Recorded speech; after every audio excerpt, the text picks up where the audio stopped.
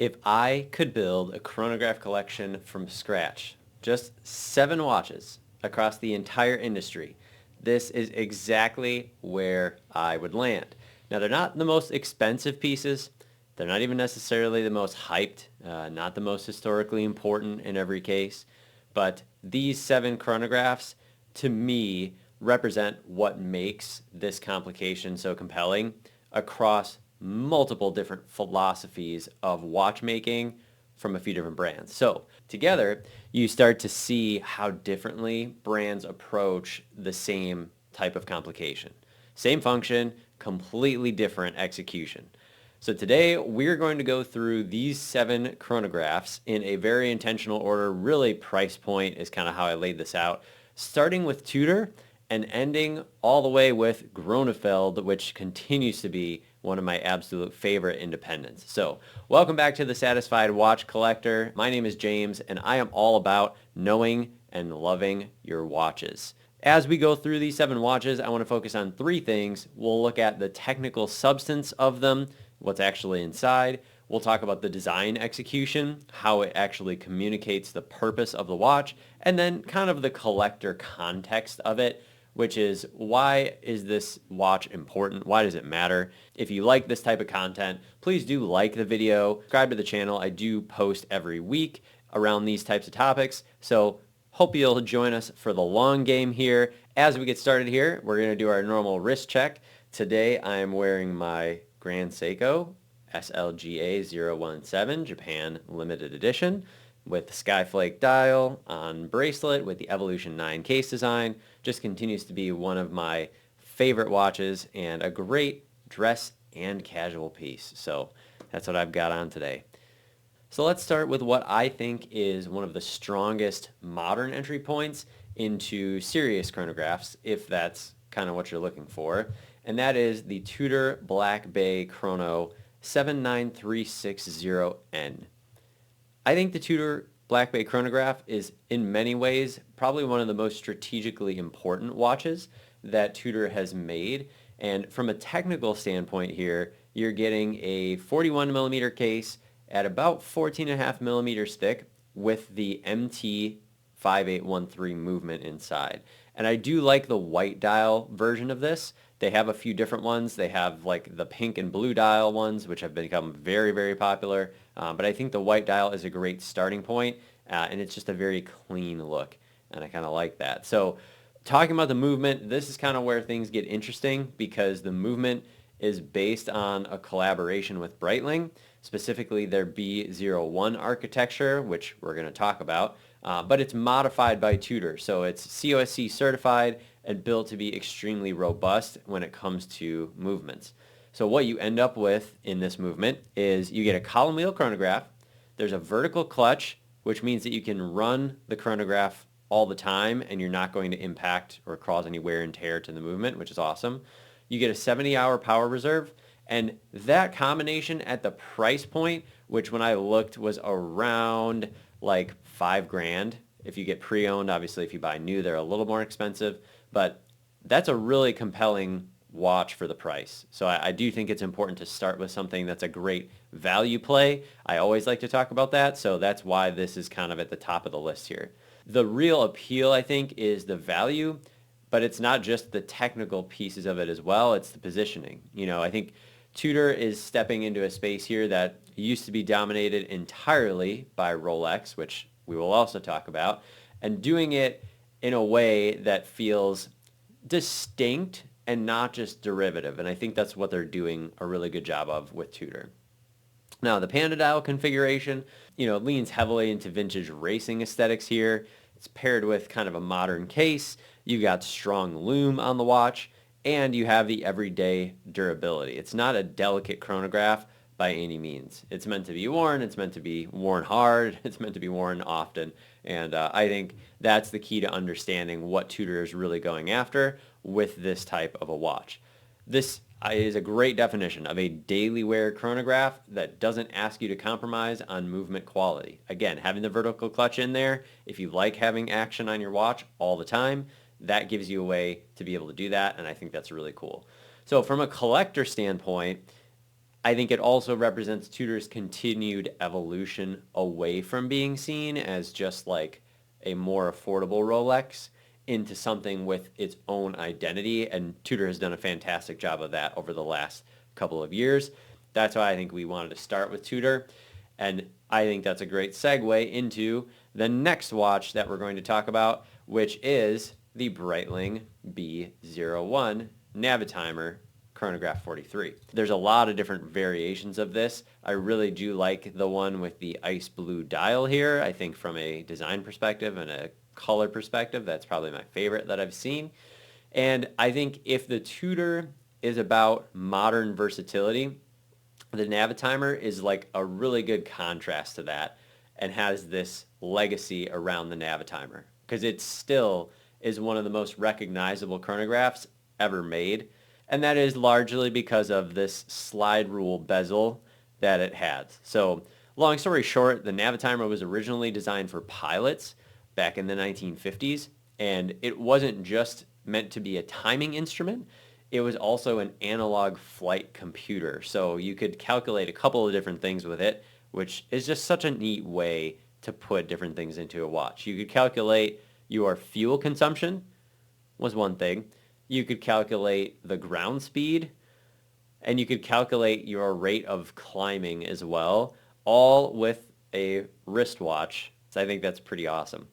Now, obviously, in today's world, most people aren't using it that way. I don't know that the last time anyone has used a Navitimer to calculate their fuel consumption, but the functionality is still there, and more importantly, so is the identity. I mean, when you think Breitling, one of the first things I think of is Navitimer. Like, it's just one of the iconic watches there.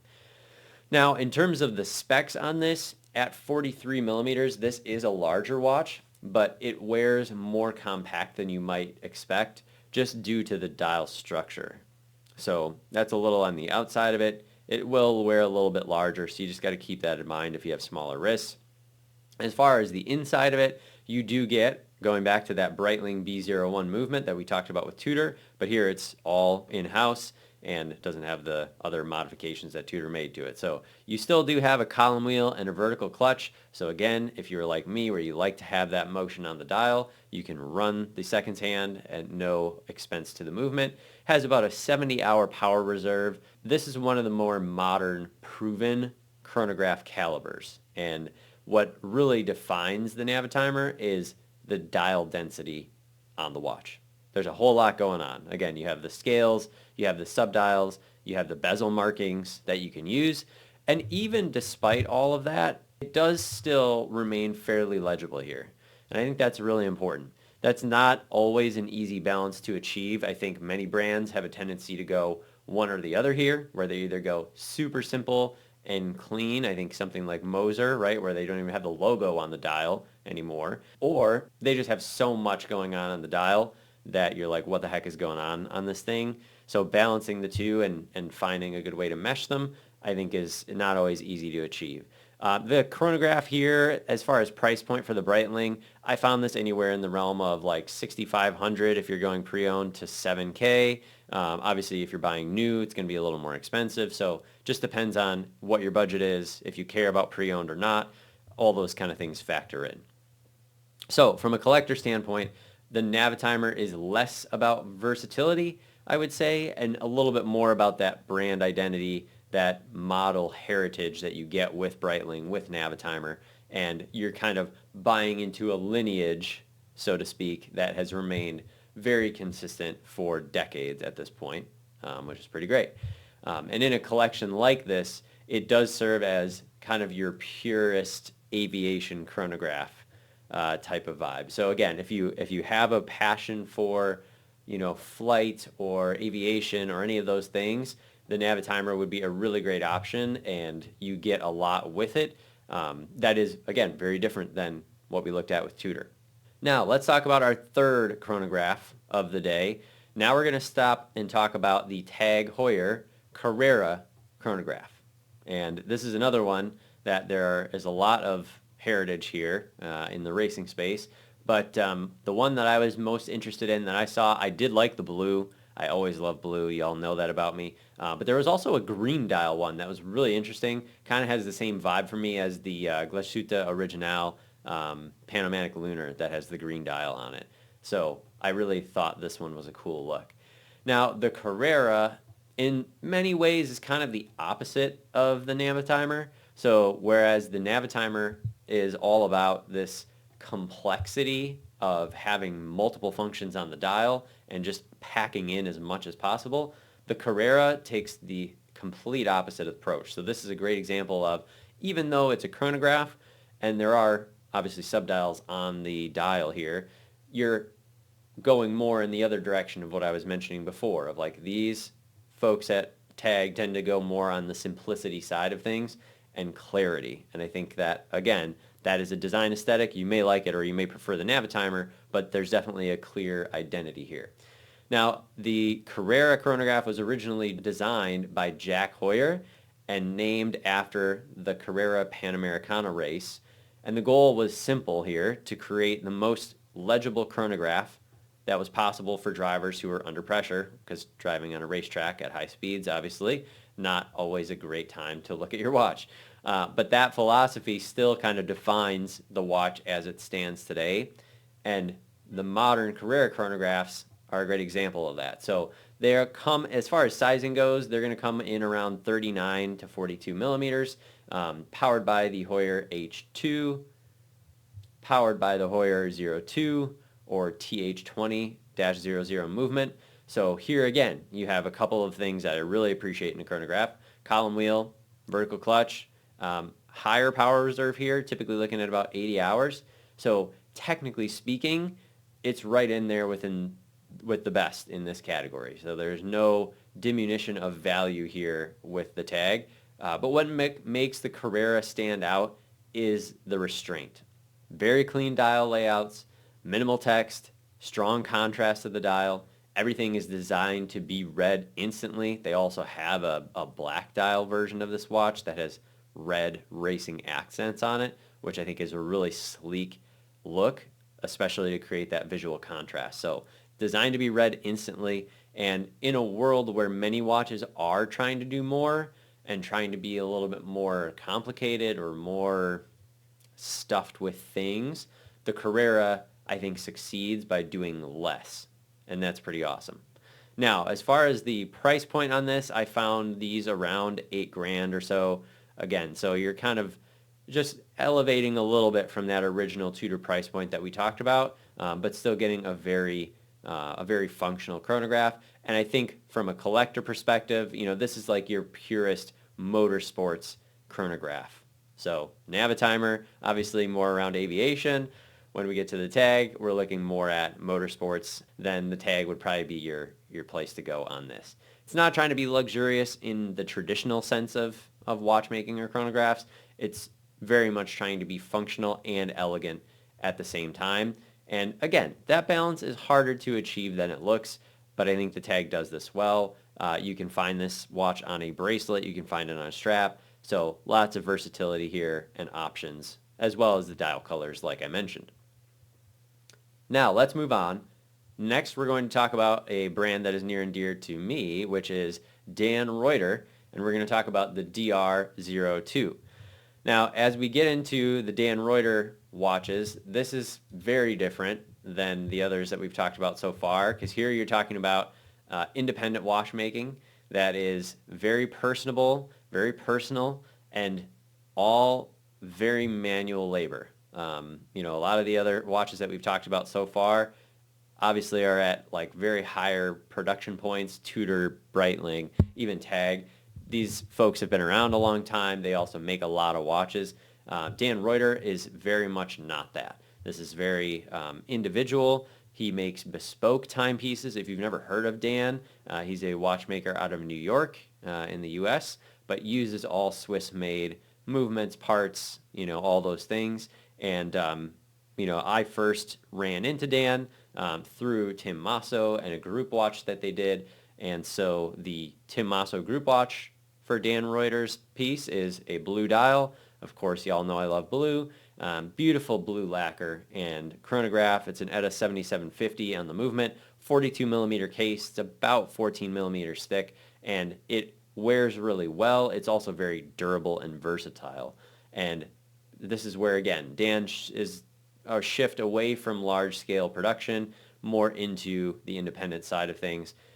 When it comes to independent watches, I've talked about this before, it's much less about the watch, or I shouldn't say less about the watch. It's just not only about the watch. It's a lot more about the watchmaker and the relationship that you develop with the watchmaker. And again, I've shared the story of going through cancer a few years ago and wanting one of these watches and then not being able to get one because of the timing of all that, the medical expenses and things like that. And then a little while later, coming out on the other side of that, being healthy and finally being able to get one of the Dan Royter group watches. And I still have it. I still wear it. It's the only watch in my entire collection that I wear every day because it's actually the watch that I wear during workouts, gym, travel. I mean, I use it all the time, and it's awesome. So here production is very limited. Design is more experimental, and Dan continues to innovate with some of the things. He's got a new chronograph that he's kind of iterated from this that includes even more hand finishing, more hand engraving than on the original DR-02. And so I love the fact that Dan does so much manual work on these watches to the point where he's actually taking apart an ETA 7750 and doing a lot of manual finishing and engraving right on the movement. So that's pretty cool. And then he reassembles it afterwards. So obviously here, you're not getting the same kind of industrial consistency that you would see from a brand like Tudor or Rolex, but what you're getting instead is a great deal of character in a watch, subtle imperfections, which, I mean, in terms of Dan's work, everything looks flawless. I've not seen anything like that, but, very unique design choices for sure. Like I say, in many cases, he does bespoke work, so you can literally pick the dial colors. Have a friend of mine that has, the Italian flag colors on his DR-02. So just a lot of options here. And you really get that sense that this watch was made, not manufactured. And I think if you find value in that, you will find value here in the Dan Royter DR-02. From a technical standpoint, these types of pieces often emphasize finishing and layout over just raw specs. And that's an important distinction because, at this level, the chronograph itself is not just a tool, it's really an expression. It's a way for them to express the craftsmanship, the care, the heart, the soul that Dan puts into every single one of his watches. And I do think that from a collector standpoint, a brand like Dan Royter is where you start to move away from the mainstream recognition and more into like connoisseur territory. Now, I don't say that in like a snobbish way because I just kind of stumbled on the brand, but I do think it takes a different level of appreciation for these things to see one and want one and keep it, and not say, well, I'll just trade it for a Tudor, because that's, again, a much more recognizable brand. So this is the type of thing that when you're at a watch event, and I have been with this watch on my wrist, that people just notice, and it's like, what is that? I've never seen that. Tell me the story behind that. It's very much a conversation starter, and I do like having some of those watches in the collection because I think it just makes your collection that much more interesting. So cheers to Dan if he's out there watching. Price point on these is right around $9,000, I think a little over. And then again, now he's moving into some more hand done, hand finished, hand engraved chronograph versions that I think are a little over $12,000 from what I've seen, at least most recently. So this is an enthusiast watch for sure, and it is the type of thing that other watch enthusiasts notice. I will also say that non-watch enthusiasts, just the average person, I get the most questions and comments on my Dan Royter DR-02 than any other watch in my collection. That I have several that are more expensive, and more well-known to collectors, but the average person out there very much appreciates the Dan Royter look because the color and the lacquer is just so intense, and it's just vibrant, and people love it. So anyways, I digress. So let's move into our next chronograph that we're going to talk about today, and that is the Grand Seiko Tentagraph. Now, the Tentagraph is one of the most significant modern releases from Grand Seiko because it's the first in-house chronograph that they have developed, which is pretty awesome.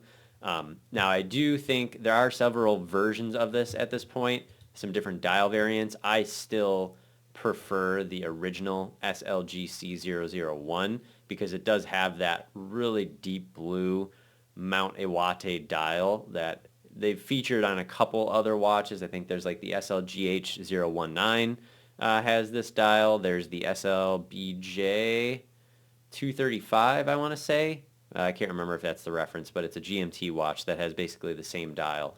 And I love the visual look of this. Again, meant to kind of capture that sense of beauty of a snowy moonlit night over Mount Iwate, as seen from the Grand Seiko Studio Shizukuishi. And so I just think this dial to me is the most beautiful one, but there are others. Here, you're getting a new caliber from Grand Seiko, which is pretty amazing. So it's a high beat movement. It's the 9SC5, so 5 hertz, about a 72-hour power reserve, automatic chronograph architecture, and there's not a lot of high beat chronographs out there. Zenith is another one that we're not talking about in this video, but we got to give a shout out to the El Primero with Zenith because that is one of the more historically important pieces out there. Higher frequency will increase wear and complexity on any watch that you make it. So it is a very technically ambitious movement.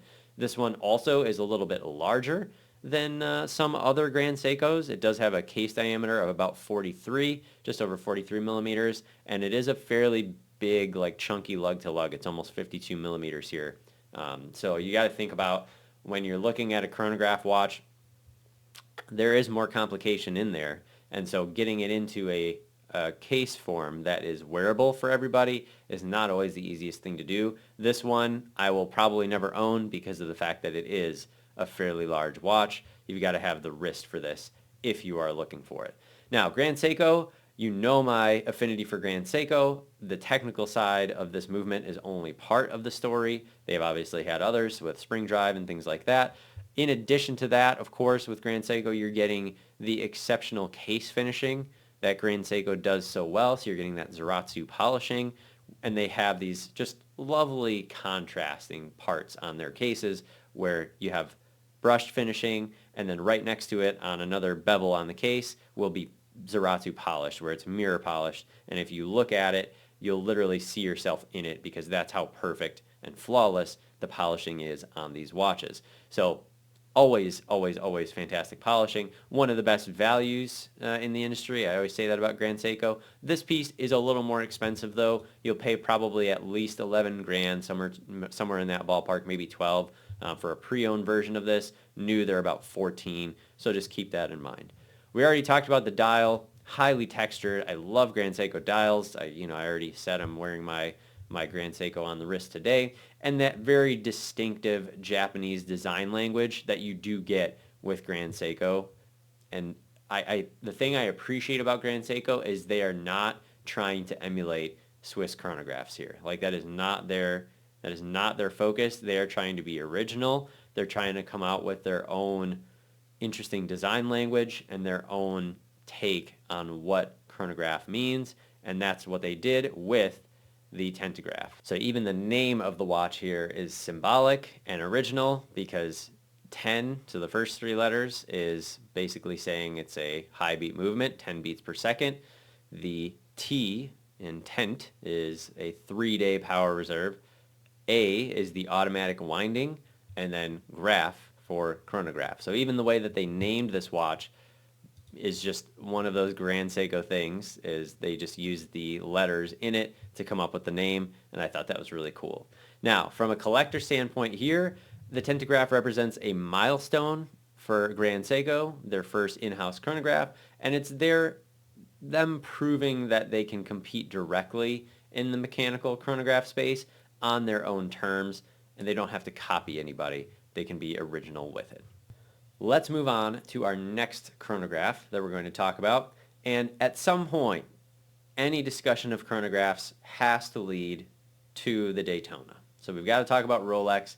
And in this case specifically, we're going to talk about the Everose Gold model with the chocolate dial. Now this one has a special place in my heart. I'm not necessarily a chronograph or a Daytona fanboy through and through here, but I am a big, big fan of this watch in particular because it was the first watch that I actually saw in the luxury space that made me interested in watches. It was the first time I saw a Rolex model, candidly, that I said to myself, now that is a good looking watch, and I can understand why someone would want to own that watch.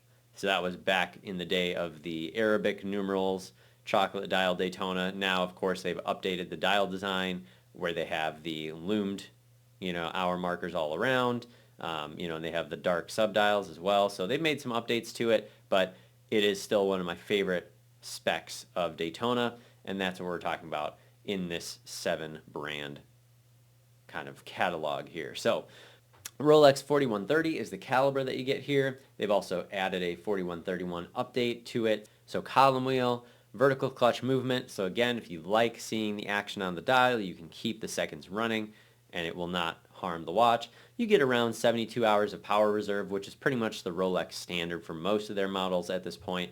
And Rolex movements are not about visual complexity. That's not ever been their game. They're all about refinement. They're all about reliability over time. And again, you can't have an icon and have a terrible movement inside. That's why the Rolex Daytona has stayed and maintained its status over the many, many years that it has. And that's exactly what the Daytona represents. But what makes this specific configuration interesting is the shift towards luxury. Because again, you can get a stainless steel Daytona. Crazy enough, you can pay almost the same price for a stainless steel model as you would for a precious metal model. That is bonkers to me still. So to me, the Everose gold case paired with the chocolate dial really does kind of move the Daytona away from just that pure tool watch into something that is more expressive, more of an art form to it, and more lifestyle oriented. I do love it. No one can convince me otherwise on this one. I just do think it still is one of the most beautiful watches ever made. Now, from a collector perspective, the Daytona here is definitely a cultural icon. There's no doubt about that. The ties to Paul Newman and all those things. It is a status symbol. There's no doubt about that. It's one of the things that I kind of push back a little bit when people get so intrigued by the Daytona. It shouldn't be about this, but it's just part of where the watch has arrived now in 2026. You can't fight it. It just is what it is, and it's fine. And then the last thing that is really the most important is fundamentally, it is a very well-engineered chronograph. There's no doubt about that. Rolex continues to do that in terms of their innovation, their precision, and their consistency, and that combination is rare. That's why they are Rolex, and that's why they are doing what they are doing. Now, we're going to level up quite a bit here with this next piece, because we are going to talk about the Grönefeld Grönograaf. It is some place to aspire to, and it is beautiful. And this is not just a chronograph with a caliber that was developed in-house. This is a demonstration of what is possible when watchmaking is treated as art and theater, and there are elements of both in this watch. So if you're not familiar with Grönefeld, they are a brand based out of the Netherlands. They're an independent brand. They are headed by Tim and Bart Grönefeld. They're two brothers, and they both worked in Renoué Papi, which was an atelier that made crazy stuff for Audemars Piguet and other brands, tourbillons, minute repeaters, etc. And so they left, they formed their own brand, and they have some very amazing watchmaking going on in Grönefeld. It's one of my personal favorite brands for the last several months because they just make incredible stuff.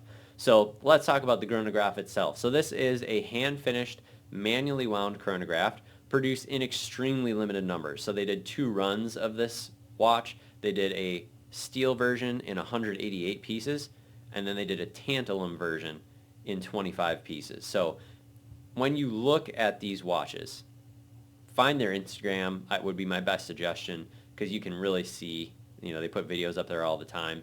Every component of these watches is finished to an extraordinary level. When you look at the movement of it, it's not just functional, it's architectural in the sense that they take inspiration from the traditional shapes of Dutch houses, and they actually incorporate that into some of their bridge structures and things. Like, they're just beautiful. They have angles, they have polishing, they have depth. Everything is considered here. This is not about efficiency. It's about excellence. So when you look at the dial, kind of a crazy looking layout, honestly, but you have the time kind of in the 1 o'clock position. You have the minutes for the chronograph at the 6 o'clock position. You have a running small seconds at 9. And then you also have a governing wheel at 4. And you might say, well, what the heck do you need a governing wheel for on a chronograph? Well, it's when you do the reset on the chronograph itself. So you stop the chronograph and then you reset it.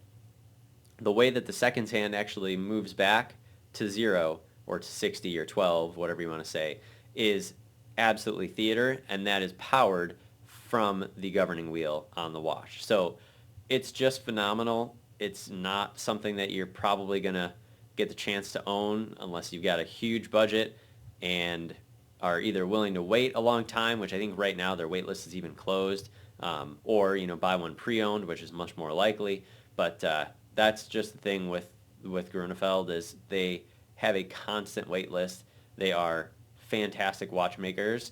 And from what I have heard, I know a couple folks that have met them and spent some time with them. They're just incredible and down-to-earth dudes, and this is a very aspirational piece in not just the chronograph form, but in any form. Even their normal 1941 Principia, very much an aspirational piece, certainly for me.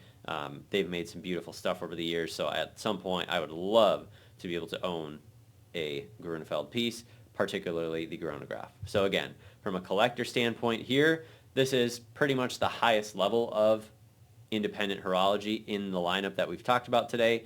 It's not trying to compete with Rolex or Breitling. It just exists on its own in a completely different category, and that's what makes it a really good and powerful way to end this list of chronographs today. So when you look at these 7 watches together, what stands out is not just their differences, it's also their intent. So just to recap it really quick so we talk about it. So Tudor, accessibility and durability, does it as one of the best, hands down. Breitling, you have heritage, you have function with the Navitimer, right? There's that legacy that still exists there, gives you a lot of different things you can use the bezel for, just incredible there. Tag Heuer, clarity and design discipline, and of course those roots in true like motorsports racing.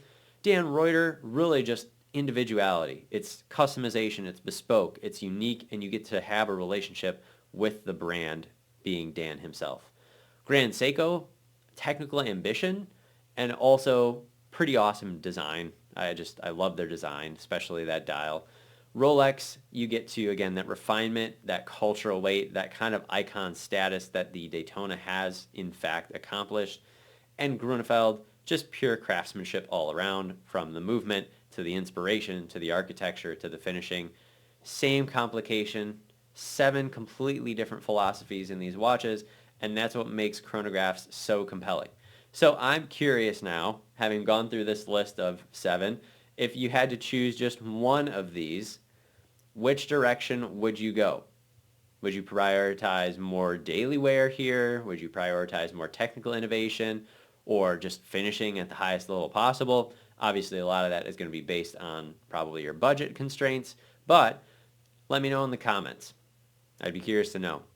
Thank you so much for stopping by the podcast today, and if you enjoyed this podcast, definitely take a look at my last one from the prior week. We were talking about building perfect 3-watch collections from JLC, Omega, and Girard-Perregaux. So if you enjoy this type of collecting, exploring type of thing, I think you'll definitely like that episode as well. So check it out. And as always, thank you for tuning in. Be well, and I will see you next time. Bye-bye.